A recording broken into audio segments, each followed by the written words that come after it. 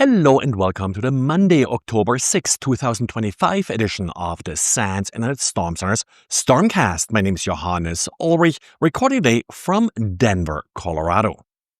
And this episode is brought to you by the SANS.edu graduate certificate program in cloud security. Well, to start out with, we have some bad news for users of Oracle's e-business suite. Last week, I think it was Wednesday, Thursday, there was news coming up that many companies using Oracle's e-business suite did receive letters, emails from the Clop ransomware gang stating that their Oracle e-business suite had been compromised and, that data had been stolen.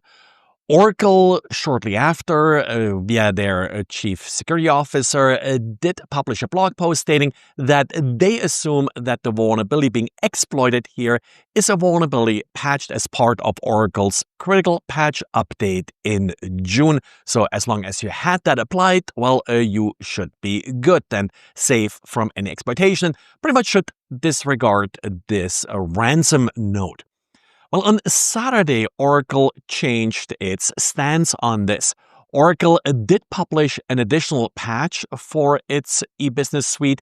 This patch fixes a vulnerability with a CVSS score of 9.8. According to Oracle, the vulnerability does allow the execution of arbitrary code across the network without any authentication. So certainly one of these kind of worst case scenarios.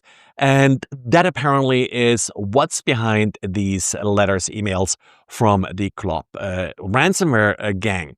So if you received one of those emails stating that your data may have been compromised, first of all, take it serious, assume it's real, and, switch to incident response mode. This should be your highest priority on Monday. If you didn't receive one of those letters, hope that it didn't just end up in your spam folder. Definitely still check and make sure that you hadn't been compromised and apply the patch that Oracle has released this weekend. In order to apply the patch, you must have at least applied the June 2023 update for Oracle e-business suite. So make sure that this is applied first, but hopefully you have applied patches within the last 2 years. And then you're ready to apply this new update to your Oracle e-business suite.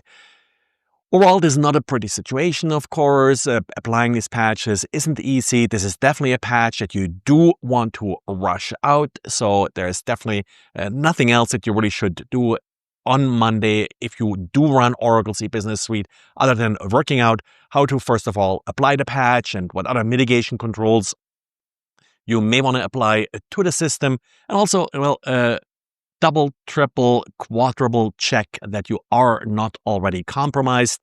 Oracle, as part of the advisory, did release some indicators of compromise. There are 2 IP addresses that apparently affected systems did connect to. There are a couple hashes of malware being used. And then, a fairly generic backdoor, basically just piping to def TCP. This is something good to look for anyway. It's not very specific, I think, to the Clop ransomware gang. But if you have something like this running, you are compromised, maybe by Clop, maybe by someone else. And of course, there's always a chance that others have known about this vulnerability before or at the same time the Clop ransomware gang learned about it. So there is a possibility that other attacks have been launched against these systems as well.